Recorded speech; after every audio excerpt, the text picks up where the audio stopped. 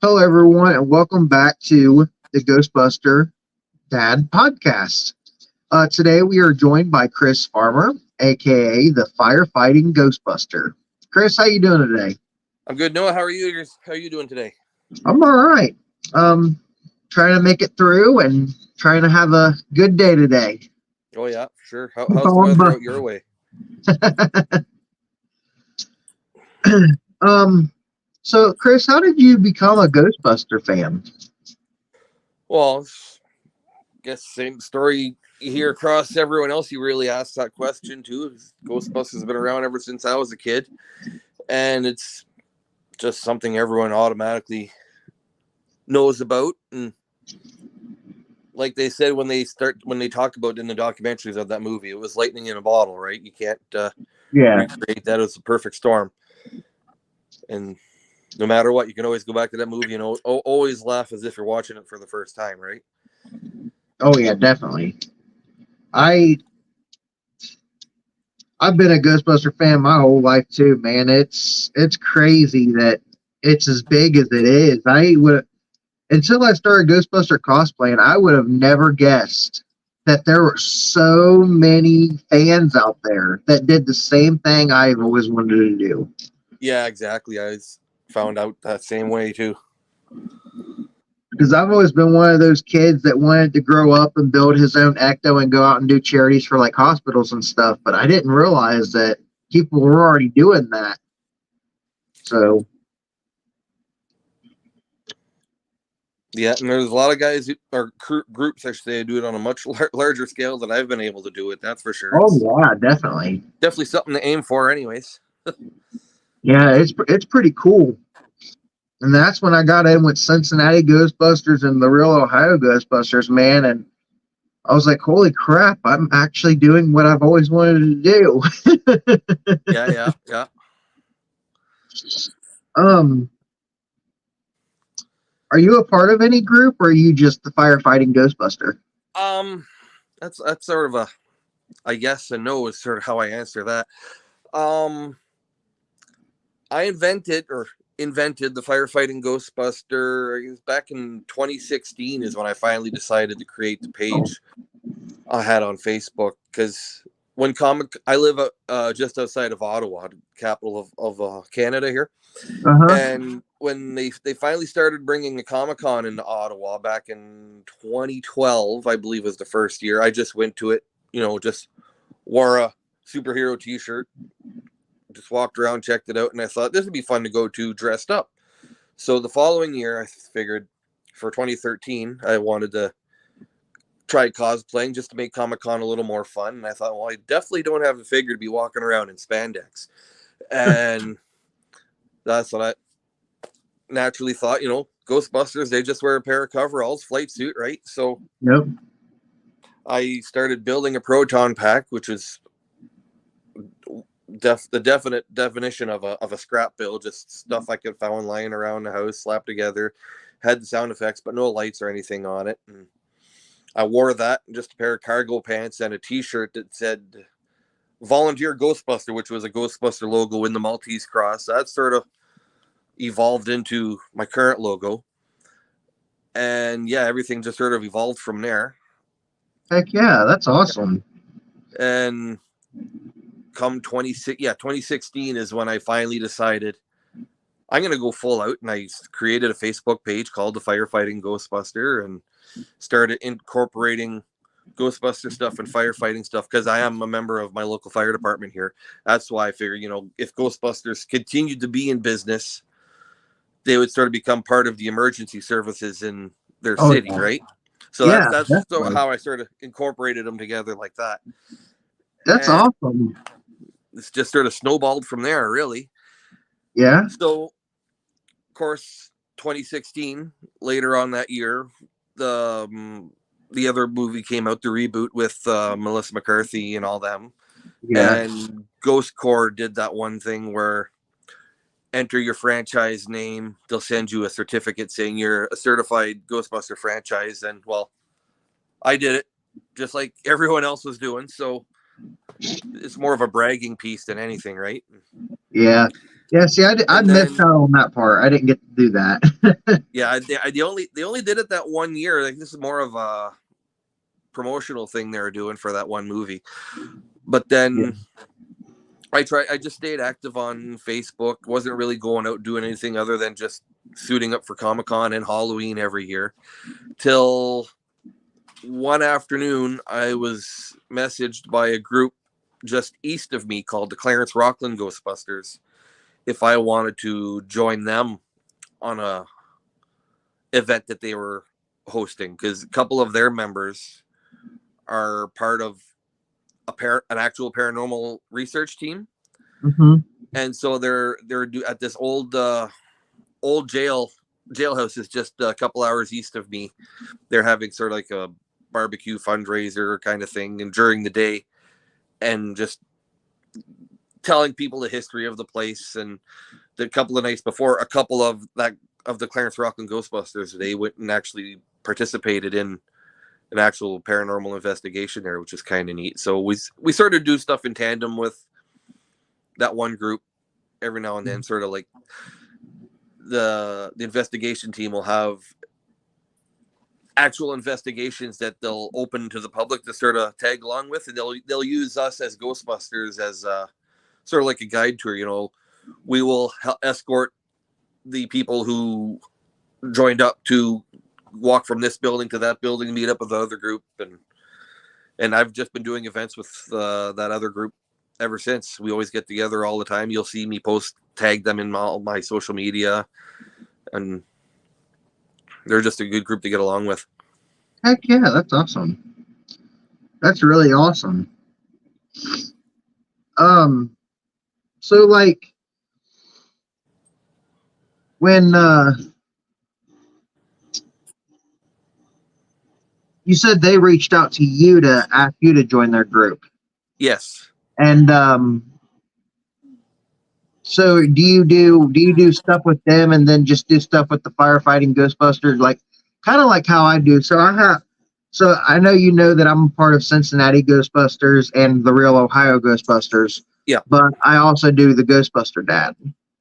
Okay. So what I do is I branch out on my own stuff, and then I also do stuff with them. Um, so I'm trying to set up a couple of events because I do stuff for the American Red Cross, but when I'm doing stuff with them, we're doing stuff for the Make a Wish Foundation. Right. Right. So, do you kind of do stuff on the side by yourself too, as well? Not too often. Um, every time we are either myself or them are approached, Uh we huh. always reach out. Right. You want to tag along, and if no one can make it, then no one can make it. You know. But Yeah. we normally have a minimum 3 people attend something, that 3 and up. Right. So there's one time I wound up doing one thing by myself, but that was during COVID, the pandemic, where drive-by birthday parades were a thing. Hmm.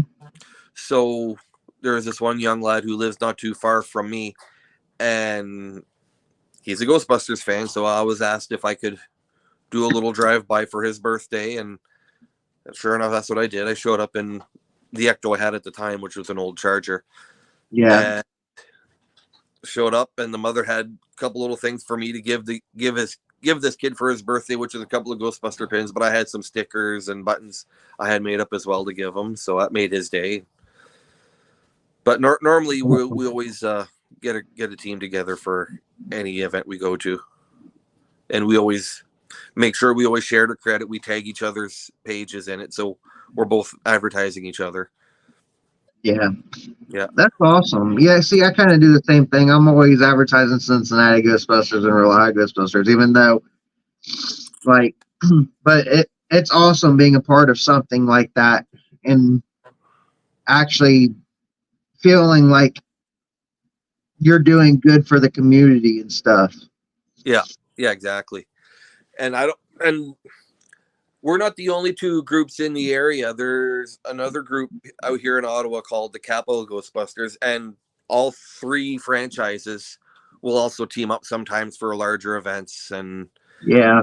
we try to we share the neighborhood. We all get along. There's no turf war or anything like that, So That's how we are too, because technically I am a part of both, but I'm more into the Cincinnati Ghostbuster thing because I do a lot more stuff with them, but we do stuff with Mike, which is from the Rural Ohio Ghostbuster, because we kind of do things together. So that's why I say I'm a part of both, even though I'm more Cincinnati Ghostbusters, because obviously I don't have a yeah, real Ohio Ghostbuster patch, but I have the Cincinnati patch. But I mean, that's kind of how we do things as well. We kind of do things all together and all that. It's crazy how Scott can travel like that, though, because Scott lives up in Florence, Kentucky. oh But yeah, he comes down here all the time for the events and stuff. Um, but we're actually getting ready to open up. So at the Fairfield Commons Mall, we there one of our Ghostbusters has a store called Game Over, and apparently he's getting ready to open up another one in Florence, Kentucky, but it's 2 times the size. okay, And we're going to be doing a Cincinnati Ghostbusters headquarters, so we can throw birthday parties and stuff like that in there too. oh nice. So I guess I'm gonna have to be traveling up to Florence, Kentucky sometimes now, even though I live in Ohio. Oh yeah, Yeah. yeah. We're not big enough of an operation to start getting a headquarters or anything like that. We don't want to worry about any overhead, so Oh yeah. we'll come to you basically. I was pretty shocked when Scott told me about it. I was like, "What? We're really opening up a headquarters?" um, but you've been to events and cons and stuff like that. So Yeah. what's your experience with that? Do you have any awesome stories from like one of your favorite ones? They all sort of blend together, really. I our groups like Clarence Rockland and I, we've never gone and set up at Comic Con in Ottawa. Uh-huh. The Capital Ghostbusters, they always have a booth set up, and a couple of our members will team up with them for that. But sometimes there's other events that are happening the same weekend, so we try to spread around because we don't want to say no to the smaller teams because the smaller events because another event's more glamorous or anything like that. Eh? We Yeah, like to treat everyone equal. Um, I think a lot of them are. I like doing are the birthday parties where all the kids just have fun and like we did one birthday party where it was actual Ghostbuster themed and it was a friend of mine who from another fire department, and so we uh-huh. went there and the one kid had a little Stay Puft Marshmallow Man costume that was the birthday boy's older cousin. The birthday boy had his own little Ghostbusters outfit on, and they had the silly string to shoot the ghost target and Yeah, just stuff like that's just a real blast to do. And what they had me doing is I came pulling up in the driveway in my Ecto with the sire going, pulled right into the backyard where the party was, and that's just seeing all the awesome. kids cheering when we showed up. So that kind of stuff is what makes it fun. Yeah, definitely. Yeah, I kind of want to start getting into birthday parties myself, but I'm have neither have Scott help me with it because he's the one with the Ecto right now. But I do want to build my own eventually. I want to get me like a decent hearse and stuff and build me one. Yeah, yeah.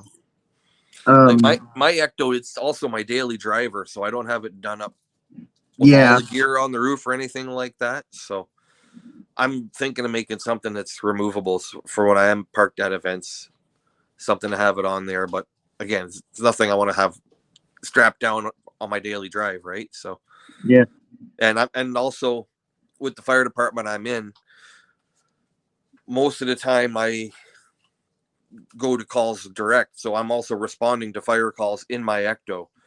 I don't use the siren. I only use it for parades and stuff like that. But the yeah, lights I have on it are actual lights that are allowed in my area for for rural firefighters. So Uh-huh. that's the only time I'm driving down the road with my lights going is when it's for a legit reason. So that's why I also don't want too much stuff on the car case. So I don't look too, I draw the wrong attention. You know what I mean? So Yeah, definitely.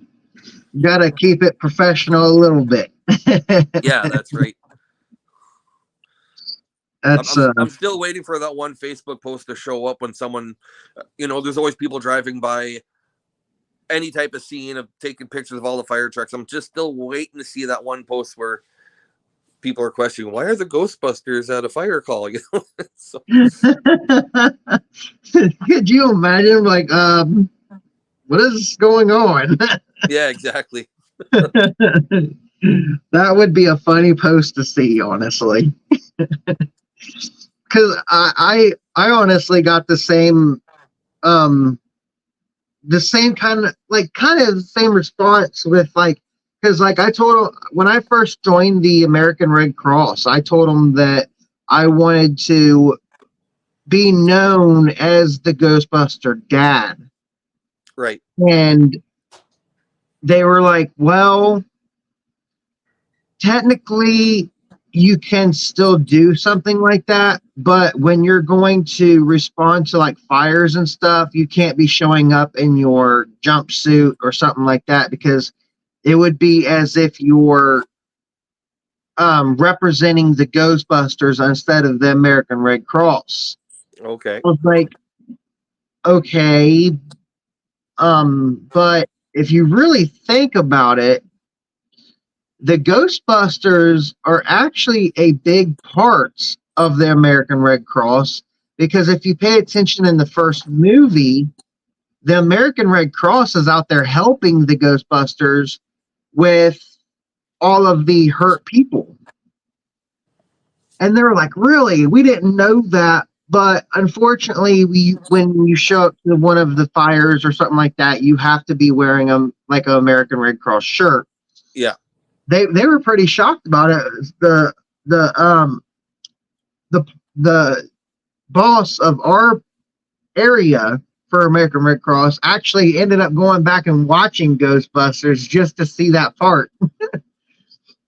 Was that during like when the big battle at the end? Yeah. Okay. Yeah, when they got Yep. the military and the police are all Yep. closing the roads for them. Yeah, the American Red Cross is out there helping too. Nice.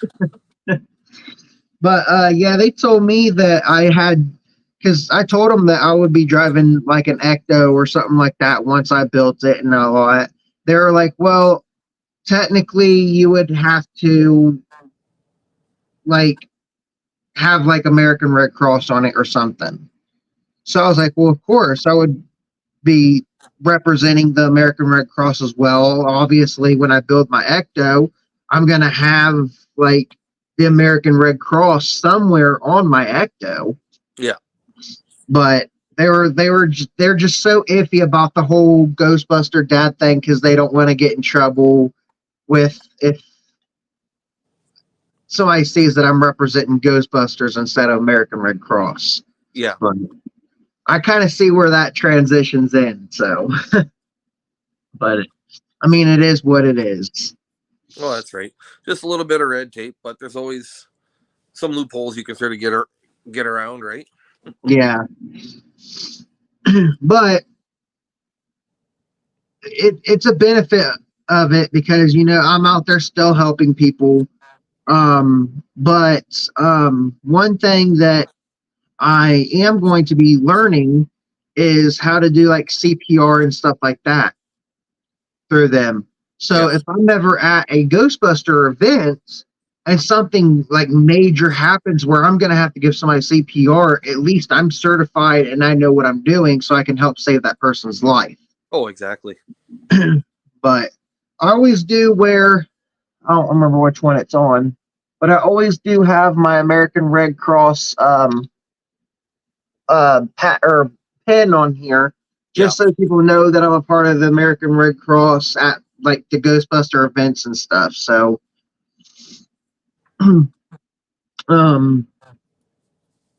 so who's your favorite Ghostbuster? It's I've always had a sort of a toss up between Dan and Winston, because Dan, Yeah. or Ray, yeah, he's the enthusiastic one, the one who geeks out over everything, no matter how serious the Yeah. situation. And then Winston, he's the Joe everybody, the one who will translate everything in the layman's terms for everyone else. Like when the mayor is confused, like on part 2, when they're talking about the mood slime, and he just, there's this sludge driving everybody mad, you know. It would be awesome to meet Dan Aykroyd. Have you ever met any of them? I have not, but apparently my brother-in-law has a connection. You always hear someone's got a connection to someone or another, but my brother-in-law had an uncle who was apparently good friends with Dan Aykroyd. Really? Yeah. That's awesome. And Dan Aykroyd, I guess his cottage isn't too far from where they all live as well. So who knows? Really? Yeah. Actually, that one friend of mine who's another firefighter whose son's birthday party I went to, he actually ran into Dan Aykroyd in a grocery store a few weeks ago. So he's got a picture up on Facebook of them together, right? So, like, you son of a gun, I wanted to meet him too. That's awesome, though. Yeah. Did you give him my card? Right, give him my card. Shit. That'd be awesome, just running into Dan Aykroyd at the grocery store. Yeah. I've always wanted to meet him too. Like, I almost had the chance to meet Ernie Hudson not too long ago. Because Scott was actually getting ready to go out to a Comic Con right after one of our events, but unfortunately, like, I couldn't afford to go to Comic Con. I've always wanted to go, man, but it's just money's tight right now, and that's the one thing I've always wanted to do. I've always wanted to experience my first Comic Con. Yeah. So hopefully soon I'll be able to actually experience that and get to meet some of my favorite people. So that'd be awesome, though. But dang, running into them at the store, that would be awesome.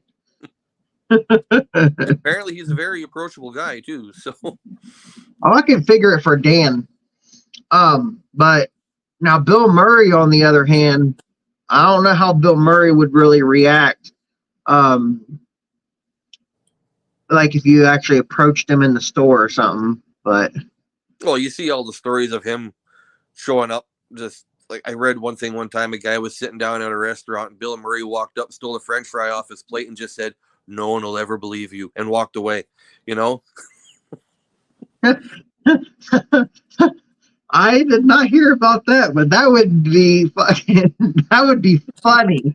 Yeah, it would happen too fast for you to be able to take a picture of it or anything, right? So that would be funny. That'd be.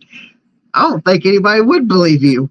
Bill Murray walked up to me at a restaurant and took a French fry off my plate and told me that nobody will ever believe me. Yeah, I don't believe you. I can only imagine how that would go. But I don't know if you saw my my podcast with Joe Sorello. You know who Joe Sorello is? Is he the one? He played one of the police officers on the first movie, right? Yeah, he played the police captain. He's the one that called Walter Peck a pencil neck. Oh, okay. I think I've used the scene with them in a couple of memes I've posted on my page. Yeah, he told me a very interesting story about Bill Murray. Apparently, so I know you know that the interior was actually in California, right? Right. Yeah. Okay, so apparently he didn't know that they were going from New York from the exterior to the interior in California, and Joe said that he had taken his wife with him. Okay. And apparently Bill Murray was trying to come on to his wife, and she went down and told him, like, "Hey, Joe, this Bill Murray guy is trying to come on to me." And apparently he approached him. He said, hey, Bill, this is this is my wife. I'd like you to meet my wife." And he's like, "That's your wife?" And he's like, "Yeah." And she asked him for an autograph, and he told her that he would send her one. Okay. If they gave him their address, he would send her a um a signed picture. Right. But he sent her a signed picture, but on the picture it said, I can't remember her name. But he said, "Your big fat can is blocking everybody's way," on the picture. He said he still has the picture of, and apparently the Buffalo Ghostbusters were wanting to auction it off for some Oh, reason. really? Yeah. And I was like, I wouldn't do that. Like that's one of a kind. No, that's a family heirloom now. Yeah, that's a fair. I was like, I wouldn't auction it off or something. That's something I would always keep, especially because you're going to be the only one that has something a Bill Murray sign and talking about somebody's big fat can. Yeah. But he's like, I don't know if I want to get rid of it, but he's like, if I do, then obviously I would do it for something for charity. But I Right. was like, Right. I mean, yeah. But I thought it was pretty freaking funny when he told me that. I was just sitting here rolling. I I could definitely see it. Bill Murray's a huge flirt. Oh yeah. Yeah. Yeah, I think most of his characters aren't too far from just playing himself, right? yeah, definitely. I agree. Yeah. The scripts are probably this person says this, and then whatever Bill does. You know. Another thing that Joe told me though, he said a lot of the stuff in it was kind of not scripted a little bit. He said that they kind of did their own thing, honestly. Oh yeah. Yeah. He um he said it was pretty good experience though, being a part of it. He said everybody was awesome and all that. And I mean, I would, and he started out as just a New York police officer Right. Right. and got offered these roles because he played in like Godfather and Ghostbusters and all this other stuff. Like, could you imagine like actually getting like somebody just coming up to you and be like, "Hey, Chris, would you like to star in this Ghostbuster movie or something like that as a firefighter?" Like, well, of course, I'm already a firefighter and I've already got that kind of experience of how to actually kind of play that role. Yeah. Yeah. I mean, that would be awesome. He's like, why are we still talking about it? Let's just do this. Yeah, let's do this. That'd be it's awesome how like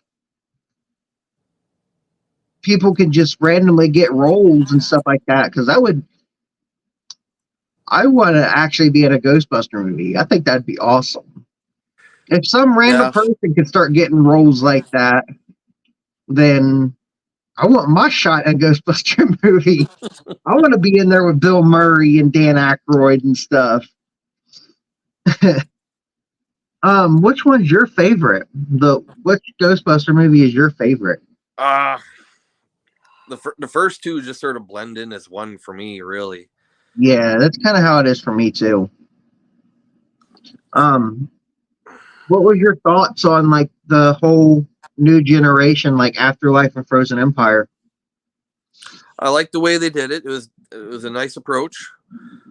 Like again, Frozen Empire was not. I mean, Afterlife. That was another perfect storm as well, right? The way they handled that one. And I never got around to seeing any of the comics that take place between Afterlife and Frozen Empire. The sort of the coming back to town story that they have. I'd like to see how those tie together, but yeah, I kind of want to get that myself. Yeah, I do like how they're just already up and running. There's no going through the same thing of everybody doesn't believe in ghosts like the first two movies did. Just they're already on the floor running basically the when Frozen Empire starts. So Yeah, it's kind of screwed up how they did Phoebe in Frozen Empire. Yeah, Fucking she was just upset and didn't know what to do, and just found a yeah, friend to talk to. yeah, but that damn pencil neck having to say that we can't have minors being a Ghostbuster. Well, it's true, like he said, like he said, 15-year-olds don't fight fires. They're not police officers, so they can't fight bust ghosts either. So he's treating the Ghostbusters like another part of the emergency services, Yeah, right? that's true. That is very true. I didn't even think about it like that, but I was like, I mean, she's been doing it for so many years already. Might as well just let her do it. Yeah, but he But didn't know about it. That's the thing. but I can understand the whole part where they're going through New York City and she's hanging out of the side in the freaking gunner seat because that was actually kind of scary. There was a couple times in Frozen Empire that it came super close to actually getting hit by something. It's like, oh Oh my yeah, god, cars coming by it, going like almost hitting cars on the side. I'm like, Jesus, I could never let my son ever do something like that. no, that's what they even said too when she wanted to go. They said no gunner seat, not in rush hour. Right. I was that was scary. And the whole bridge part in the freaking afterlife, that Yeah. was a close call. Imagine if that actually didn't go as planned and Trevor just seriously injured his sister. Yeah, That would have been then they scary. have some explaining to do. Yeah, definitely. But I got to visit that bridge. oh, did you? Yeah, a buddy of mine got married in Alberta a couple years ago, so I took a week off work, flew out there, and I had a place to stay. And there's a couple of days before the wedding, so I had a car rented, and I just covered a lot of ground, and I got to visit most of the filming locations of Afterlife. So I met up with a few members of the Calgary Ghostbusters. One of their members gave me a more detailed map of where all the locations were. I even got to find the field where the farmhouse was set up, and that was a fun week for sure. The farmhouse, it was a fake house, wasn't it? Yes, yeah, they built one on location and another one in a soundstage. That's what I thought. Yeah. And then they did the interior in just a regular house, didn't they? Well, they built if I remember correctly, and don't quote me 100% on this, but if I'm pretty sure they built the house in that field and then an exact replica of it on a soundstage for doing. So there's basically two houses that were built. Huh. I honestly thought that house was an actual house out there in that field at first, and then I realized like later on, that they actually had the house in the studio thingy because I saw the Yeah. pictures of it and everything. The old And I was like, dilapidated barn "Holy." beside the house was a real barn, but it was at another farm. They found they liked the barn, but they had a Oh yeah, different they had a different landscape in mind. So they took the barn down and rebuilt it in this other location. yeah, I do remember that part about them Yeah, saying that the barn was already there, and then they drew the dirt on the side of it or something like that. yeah. Yeah, Yeah. all that's left there now was when I went was you could just tell where the driveway was. Oh yeah. Yeah.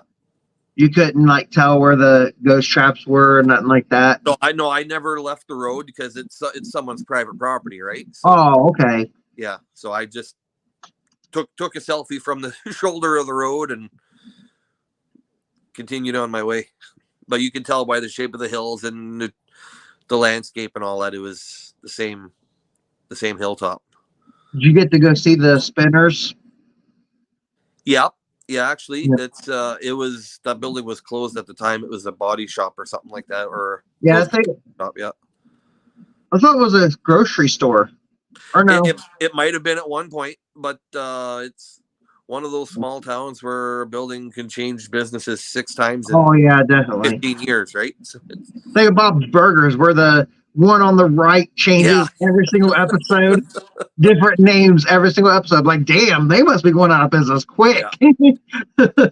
That's why I never skip intro on Bob's Burgers, because I always want to see the name of the exterminators and the business on the side. It's always something Yep, different every episode. yep. Every episode. Me at first I didn't even realize it, and then I started pointing it out to my wife. She's like, "Holy crap! It does change every Yeah, episode." like the Simpsons couch gag, right? It's always something different. Yep, yep. That's I was. What was that one? It was kind of like a I'm trying to think of what it was. It was like super freaking funny. Me and her both started laughing about it. One of the stores on there, Bob's Burgers. Um,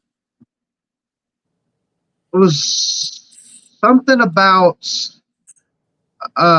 crematory. I can't remember the name of it, but it was super funny how they actually said it in there. But yeah, the spinners though, from the pictures that I saw, it looks way different than what it shows in the movie. Yeah, well, yeah. It's like a grocery store or something like that. Because I actually tried to build it on like Minecraft, and then I also tried to do it on Horizon Worlds as well. And I was trying to find actual like replica pictures of it, Yeah, yeah. and that's what came up was the grocery store. It didn't have like the scoop thingy that comes down and all that cool stuff. It's amazing what you can turn it into something just for a movie. Yeah. Way different than what it actually looks like. And it's pretty cool. So you do have a proton pack, correct? I do. It's just in the corner right now. I like to Yeah. call it my Mark III, because my first one I told you was a scrap build, and eventually I upgraded that one to add lights. So I call that one Mark II. And then eventually I said, once I started getting more and more involved and out there and stuff, I said, the heck with it. And I just started gradually accumulating all the parts from GB fans, like the fiberglass shell and everything. And it's powered by one of the Spangler ones that I did Yeah. the auxiliary mod to it. So I have it running through an amplifier to make it louder. Oh yeah, definitely. Yeah. Yeah, I'm still wanting to do mods to mine. This is the first thing I've bought for mine because I have the full size Spirit. Yeah. And I actually just bought this thing. It's like a little. Yeah. A couple of our members on the Clearance Rockland team, they have those on their uniforms. Do they? Yeah. Yeah, I'm gonna try to figure out a way I can put it on the front of my pack. Yeah. So it's actually going and has like the Cincinnati Ghostbusters phone number and stuff like that on it while we're doing our events and stuff. Right. Because Nice. most of the time we don't really wear our proton packs. If we're at like some kind of event where we're at like a mall or like the movie theater or something, we'll just have our proton packs on display and have everything else on it. Yeah, I bring a little. I think a lot of people do the same thing. They bring a little. I got a little guitar stand to set my proton pack on, so it doesn't fall over. And yeah, unfortunately, I don't have one of those. I just lean it up against something and hope and pray that nobody knocks it over. But Scott, he has the Hasbro one, so he has that stand. Yeah. Yeah, the guitar stand I use, it's not too far different from that Hasbro display. It's just a quick Amazon search for guitar stands, and you'll see all kinds of inexpensive ones. Really? Yeah. I'm gonna have to look into that because I would like an actual stand for this because right now I have it sitting on like this little chair thingy. Yeah. Just to keep it safe, it's like a foamed chair. So that's the only thing keeping my proton pack from falling over right now. Whatever helps, right? Right. Yeah. Whatever helps. Yeah, see, I got some. That's my full size pack, and then I have one of the 80% size spirit packs that I have the Hasbro mod wand attached to it. I repainted it black, and then I ended up adding some more yellow to it to make it look a little bit more like the Frozen Empire one. I don't have the bumper on it or anything like that. Yeah. Yeah, I want to get that because apparently you can get them off Etsy. You can get somebody that 3D printed them. You can get the bumper and the thing that goes on the side of it. Okay. And I think the piece for the wand as well. Yeah, so, actually I got that is the V hook adapter for the spirit pack. I bought that through Etsy.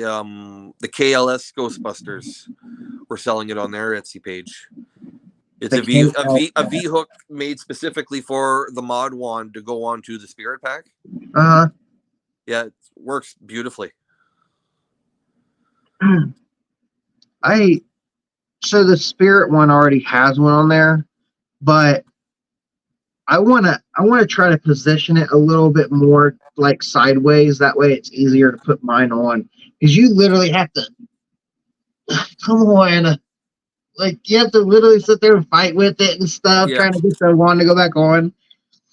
Might have to look into maybe just getting a newer one. Like, are they more thicker and bigger? Kind of 3D printed one. Oh, is it? You said it was 3D printed? Yeah, it's. Oh, dropping stuff behind me now. So the wand portion, it just replaces the battery door. I don't know how well you can see it, but I can see it. Yeah, it's good and heavy duty. And then the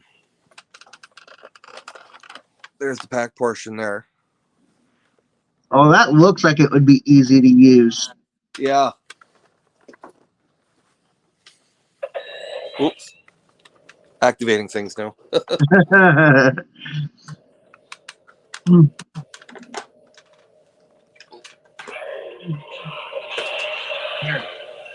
Yeah, we'll ignore that guy for now. So yeah, see the one on here.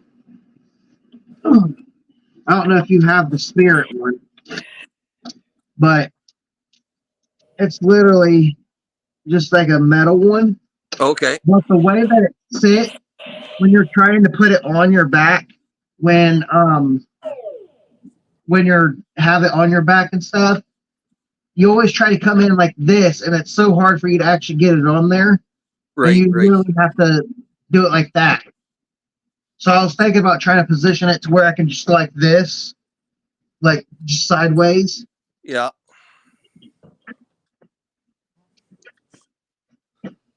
Because I've noticed normally when I try to reholster the wand on my pack, most of the time I got to rely on the buddy system. You know, I always ask my buddy. That's what I have. Wife ask, can you mount this for me, please? And of course, there's one day a few weeks ago I was shooting a TikTok, and after it's done recording, I said, heck of it, I just did that, and it actually mounted. And the thing that sucked was my phone wasn't recording anymore, so I don't even have proof that I actually did it by myself on one try. And you think I could do it again? Of course not. No, definitely not. No, so we've all had that one moment, but yeah, so I went back to just hanging it off the belt after, Yeah, I need to actually make my own mount for that. I have all the pieces for that because the only one I have on there right now is one to hold my ecto goggles. Okay. But I have like 5 or 6 of those heavy duty hook thingies. But I've been trying to figure out what people are doing to their wands to actually be able to hold it and not break it. And well, I'm using that one little S hook that's on the Spangler wand. That's what I'm hanging mine off of. Yeah, I've noticed that it's a lot of people are using hooks. Yeah. So, because on my ecto goggles, I just stuck a like a key ring through the liner of the where it goes on your head. Right. And that's what I'm using, and it hasn't broke on me yet. But for the wand, I'm trying to figure out what I could use. to actually make it work. Yeah. I thought about maybe trying to look on Etsy for it or something, but I haven't had no luck trying to find out exactly what it is that I need to do. But there's a bunch of stuff I want to do to my pack. I want to make it 10 times louder than what it already is and Yeah. make it have that rumble and add that awesome mod in there to where it freaking actually does the smoke and all that stuff. The venting. Oh yeah. The venting, yeah. When I did the amplifier mod for the Spangler wand, the amp that I bought is also has Bluetooth on it. Uh-huh. So when I'm not doing sound effects through the wand, I connect it to my phone, and I got music playing through my pack when I'm walking around. It's made it a lot easier when I'm in parades. Mm-hmm. That I'm just playing music through the pack when I'm walking in parades and all that, eh? And Heck yeah. Yeah. That's awesome. Hey, whatever makes it easier, go for it. Oh yeah, for sure. Especially because I have the regular straps on mine that came with the full size Spirit. Yep. But I am constantly having problems with it loosening itself, and then my pack starts drooping. Yeah. So I've been looking into maybe finding the best Alice frame, and I have to buy a motherboard for the back of my Proton pack to actually put the Alice frame on, because you can't use the original because that cardboard's so thin Yeah. that it just, then you'll have a bigger problem. But I've been trying to figure out what the best Alice frame and stuff are, so that way I can get one. That way my pack don't end up getting broke. Yeah. One thing you could do in the meantime for your straps, once you have it adjusted to whatever length you want, Mm-hmm. or the tailings are coming out of the buckle, just tape that whole strap up. Then the I tape, didn't then think the about that. That's not a what bad idea. my old frame used to do that too, and so I just taped it up, and there was no more sliding. I'm gonna have to do that because I didn't think about that. Thank you for that. Yeah, no problem. Because I mean, I was really worried that my pack was gonna end up like actually slipping all the way off that, and it just going whoop. Like, Yeah. oh no. Yeah, that happened to me once. I felt the one shoulder was slipping, then everything went in slow motion. I'm like,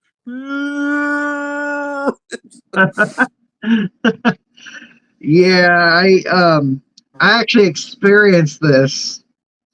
So one of our group members, we were at the movie theater, and yeah, we were in front of everybody in this movie theater.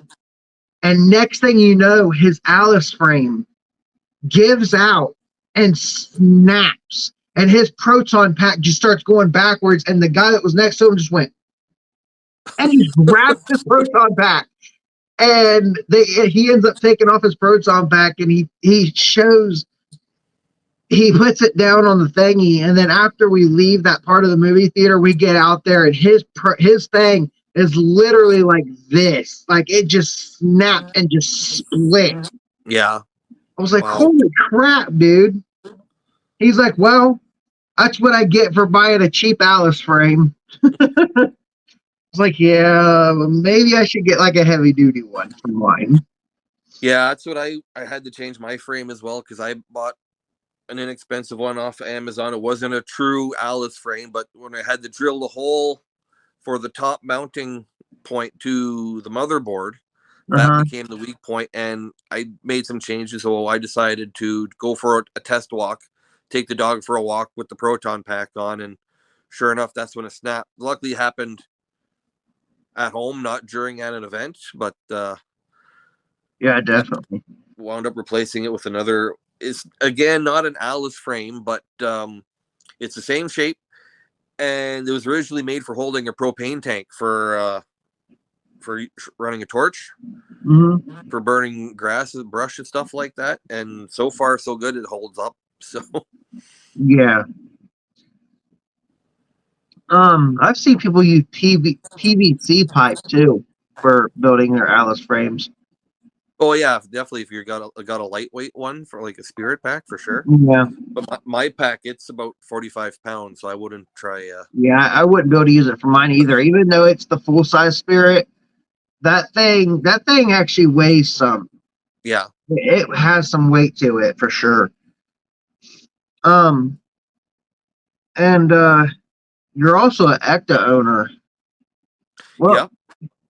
what uh what encouraged you to build your own Ecto? Well, I figured Ghostbuster needs to respond in something, right? So Yeah. it started off. I used to have a 2010 Charger, and I just had magnets made up.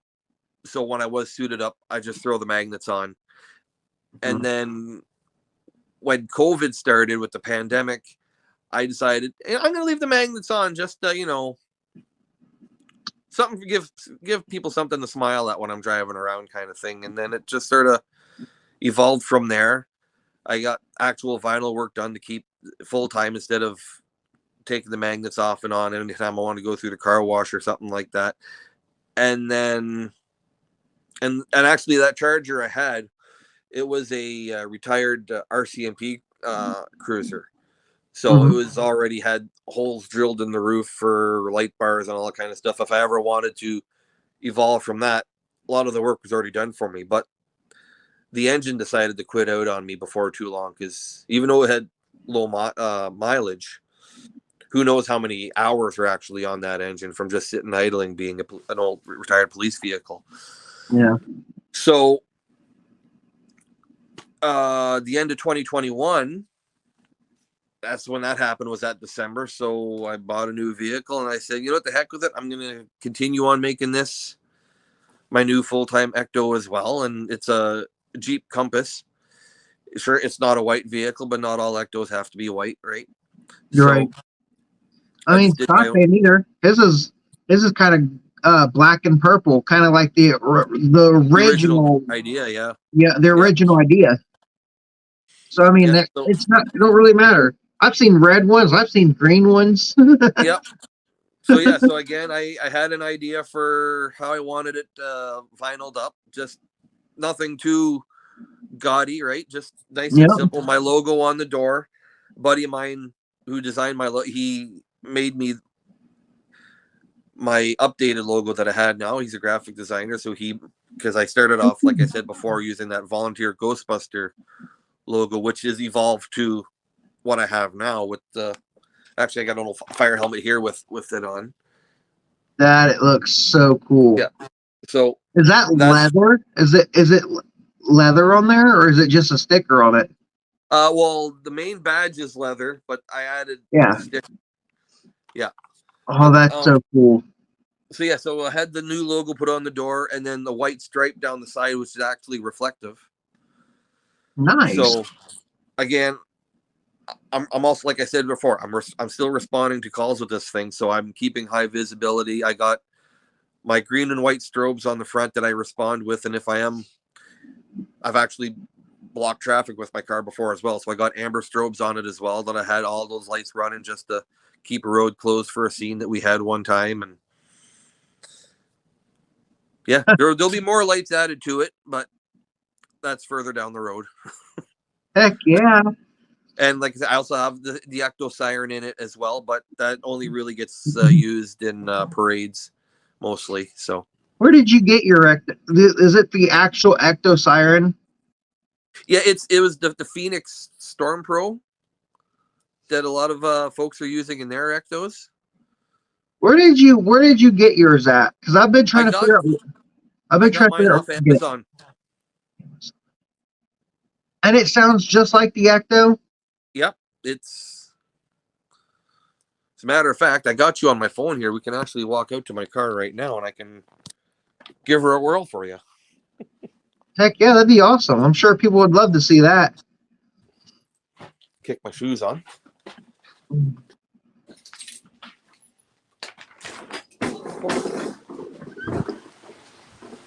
It's raining, but oh well. As for dramatic effect, right? Yep, there you go. You still hear me okay? Yeah, I can hear you.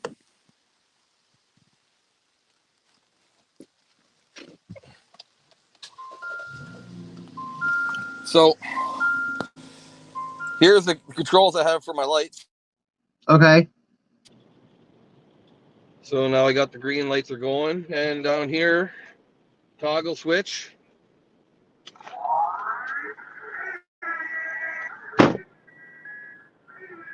Nice.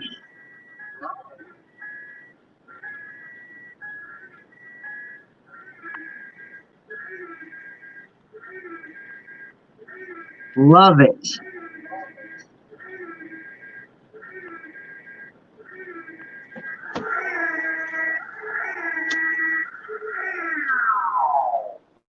Oh, and it even does the sound. Yeah, I'm definitely gonna have to get that. Definitely send me the link to that. That way I can look into getting that siren. I've been trying to figure out where I can get it.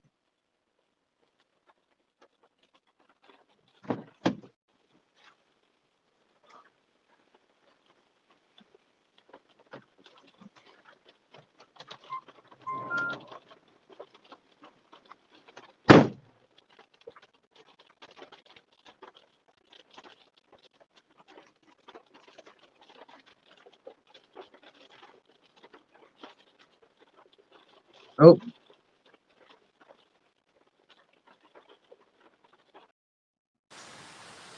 All right, how's that? that was awesome.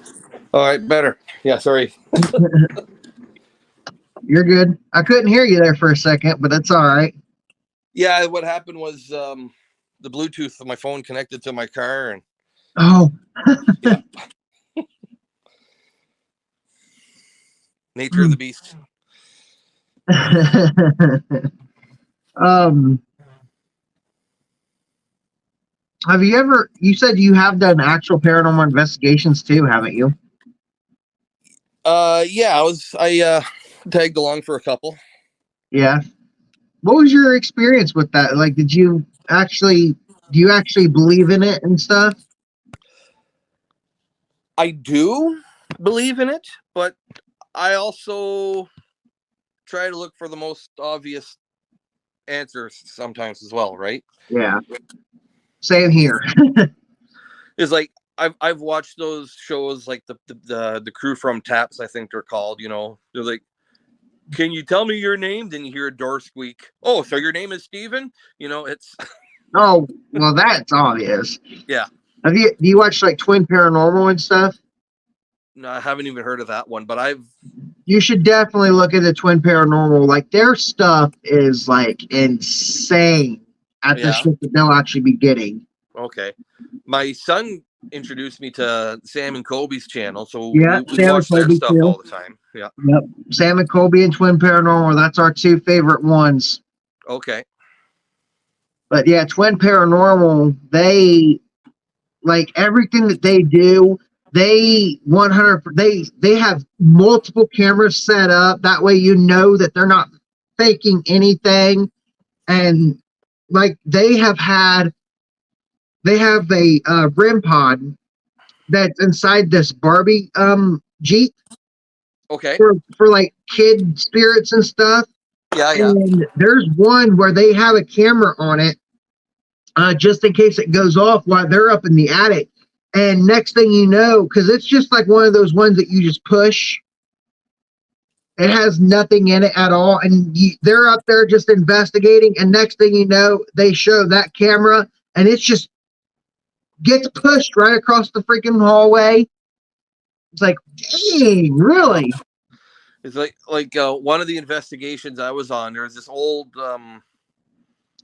this whole old village is a museum now, and it's a site that's used for War of 1812 reenactments every year.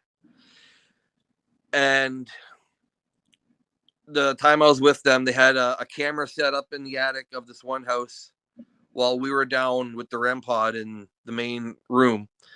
But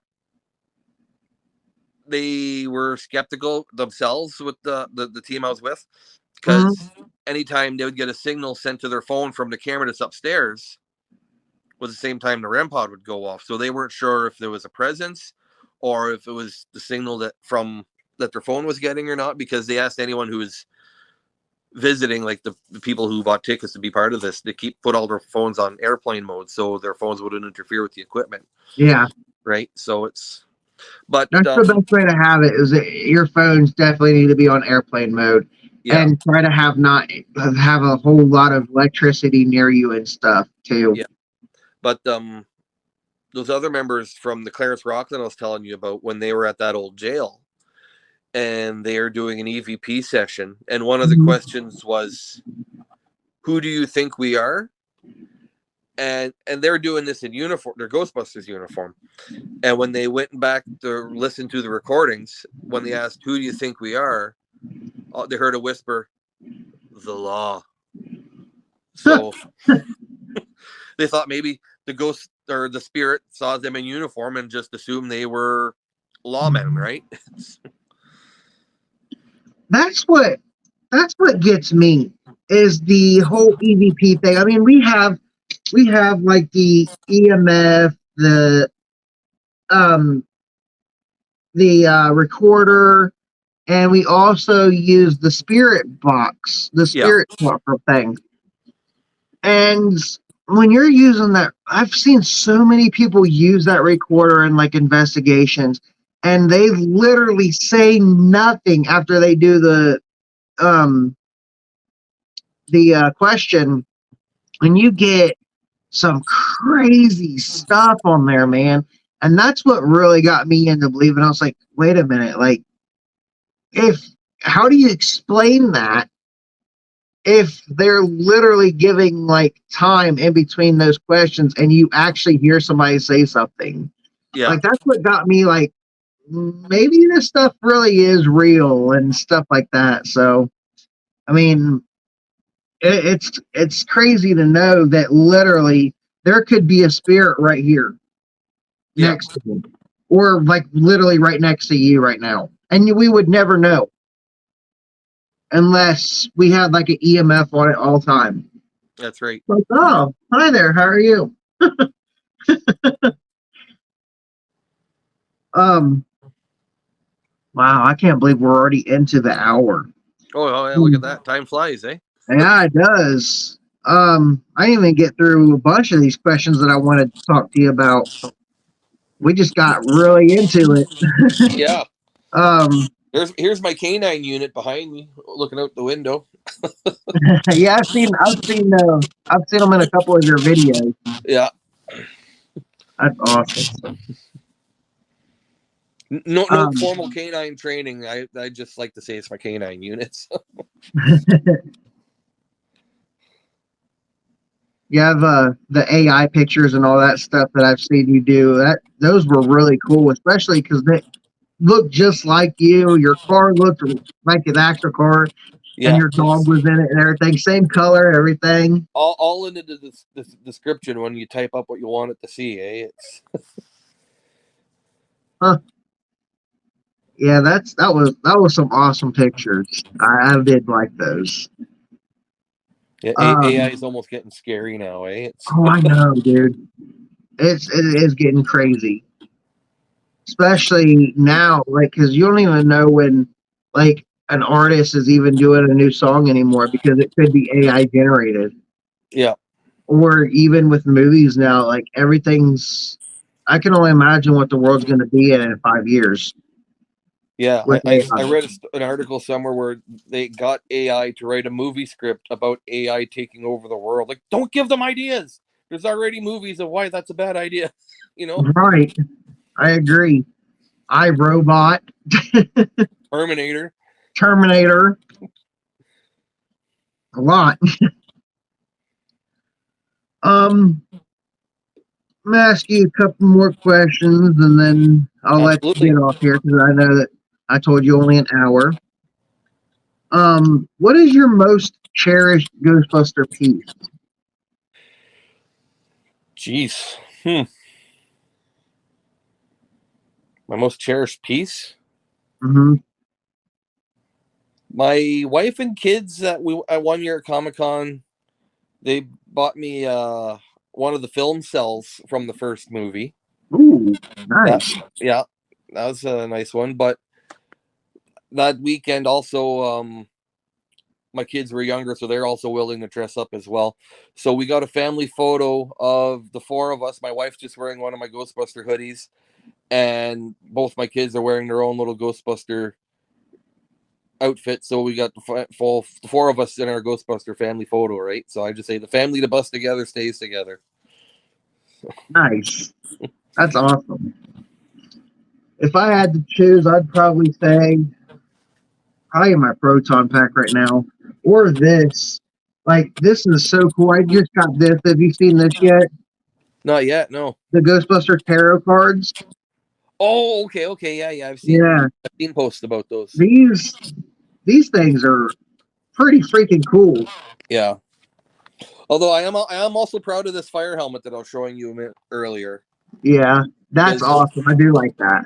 Because originally I had an old retired helmet and I just slapped my sticker on it, and a representative from Ballard happened to see it at the event I was at, and he sent me an email with a link. Said, "Hey, design a helmet." Okay. That's awesome. So yeah, this is that helmet that I designed, and I just left the leather patch blank so I could put my sticker on it. But yeah, that's awesome. I don't wear it to calls, of course, because I got to wear my issued helmet for calls. But yeah, I've worn this with my Proton pack and stuff at some events. And hey, I mean, you're a firefighter Ghostbuster, so I mean, I can see why. That's right. PPE, right? Personal protective equipment. You got to wear it when you're on the job. So. Exactly.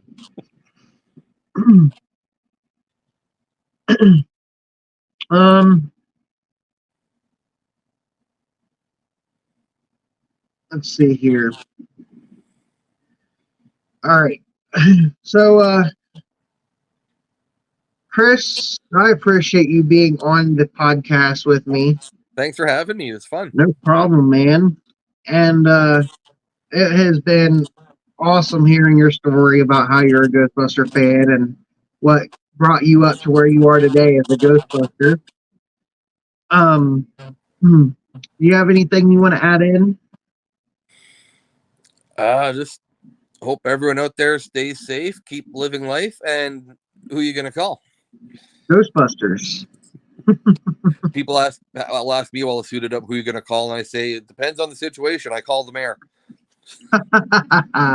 Lenny, you could save the lives of millions of registered voters.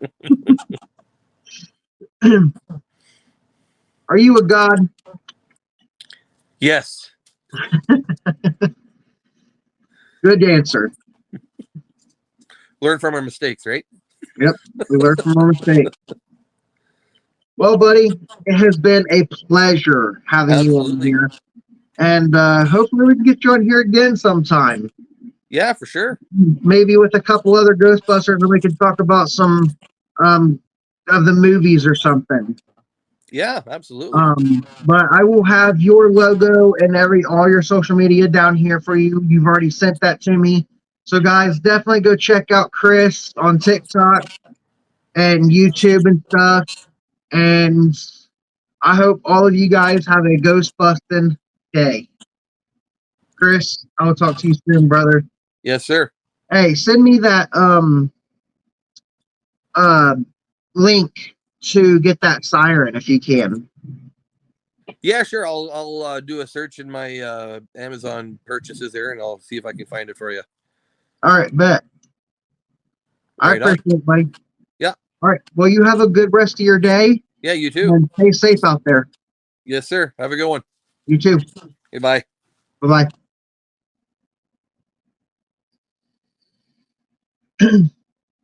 Well, guys, that was Chris Farmer, the firefighting Ghostbuster. I hope that you guys enjoyed this episode. If you guys are new or returning, please consider subscribing to the channel. Hit that notification bell for all upcoming videos. And I will see you guys right back here for the next one. And always remember, we ain't afraid of no ghost, and have a ghost busting day. Peace.